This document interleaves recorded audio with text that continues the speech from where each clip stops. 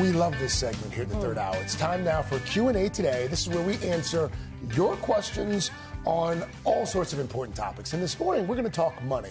Budgets, saving, investing, it can all be quite overwhelming and stressful. So we brought in the expert, CNBC senior personal finance correspondent, Sharon Epperson. She is going to arm us with some helpful information. So let's get into it. Good morning. Yes, Are you good ready? morning. I'm ready. Questions from all over America. We're going to start with Joy from California. Creating a budget sounds intimidating as someone who's never done it before. Do you have any tips for where to begin and determining what your budget should be? All right. Okay. What say you, well, Sharon? it's important to know where you stand financially first, and so it's really important for Joy to add up everything that she owns and then subtract from that what she owes. So all of your assets, everything in terms of your cash savings, retirement accounts, your home, anything that you own, and then subtract from that all of the debts that you have so you know your net worth. That's the first thing that you need to do.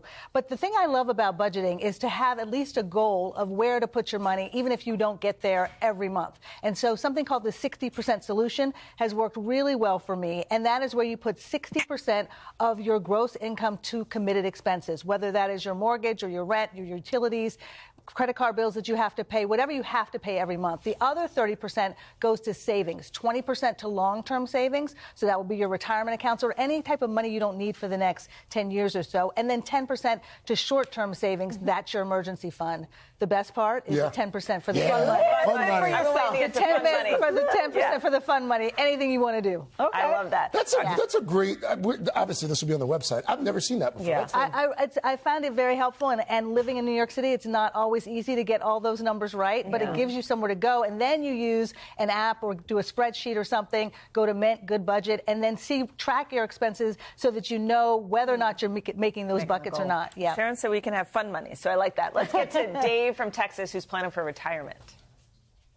I'm in my mid-50s, and I don't feel like I have enough money saved up for retirement. How do I calculate how much money I'm going to need, and how long of a retirement should I plan for? That's an excellent question. That's an excellent question, and how long you should plan for is key, because a lot of people don't think about their longevity, their life expectancy. That's hard to figure out. Right. But one of the things that you want to think about is when you can get the most money in your retirement, and that's from Social Security. When is your full retirement age? So if you're in your mid-50s, it's probably about 67 in order for you to get your full retirement benefits. Yeah. You can get them as early as 62, but they'll be reduced by 30%.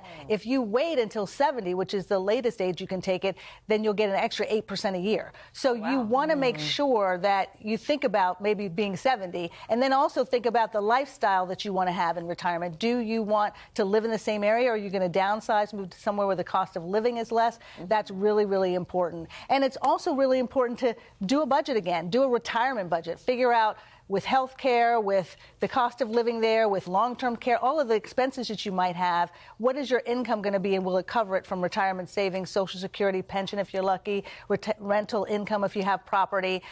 If it doesn't work out, you may need to get a part-time job, and also start now boosting your retirement contributions as much as you can. Yeah. Okay. Let's go to Emily from Wisconsin. She wants to know about investing. Look at this. I have decent savings, and I know I could be making money off of it, but I'm scared of the stock market. Any advice for a beginner? Yeah, a lot of people are scared right now about the stock market, but she said she has decent savings. Those are words I like to hear. I'm just hoping that she has her priorities straight in terms of where that savings is going. Do you have the emergency fund, 3 to 6 months worth of living expenses, maybe more, depending on your situation? Do you have high interest debt, credit card debt at 20%? You're not making that in the stock market, so you want to pay that off. And then you also want to maximize those retirement plan contributions at work, at least enough to get a matching contribution if your employer offers that in the 401k. That is so very important. And it's really important to think about where you're going to put those first investment dollars, whether it's a retirement account like your 401k or an IRA. And a lot of people begin with something where they can look at the broad stock market with the S&P 500. An S&P 500 fund might be a great way to start out, whether it's a mutual fund, exchange-traded fund.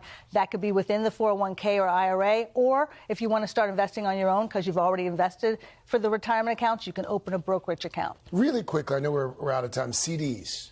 CDs are really important right now because people are looking at that interest rate of possibly 5%. What people need to know, though, are these certificates of deposit have a term, either 3 months all the way up to 5 years, depending on the term. Your money is tied up during that period of time. So the difference between, say, 5% on a 10-month CD versus 4% on a high-yield savings account where you can get your money out at any time, you may want to look at an online bank at a high-yield savings account. We always learn so much when Sharon says like, you learn a lot, but you also feel like, God, I've got a lot of homework. I have a lot to do, yeah. I also feel like we need you in our lives because I don't know any of that stuff. Thank you, Sharon. Sure. By the way, be sure to sign up for Sharon's Money 101 newsletter. It's a really fantastic tool. It's a free weekly series to get more tips on budget, saving, investing, all of it there in that newsletter.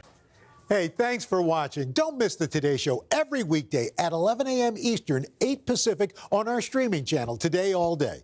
To watch, head to today.com/allday or click the link right here.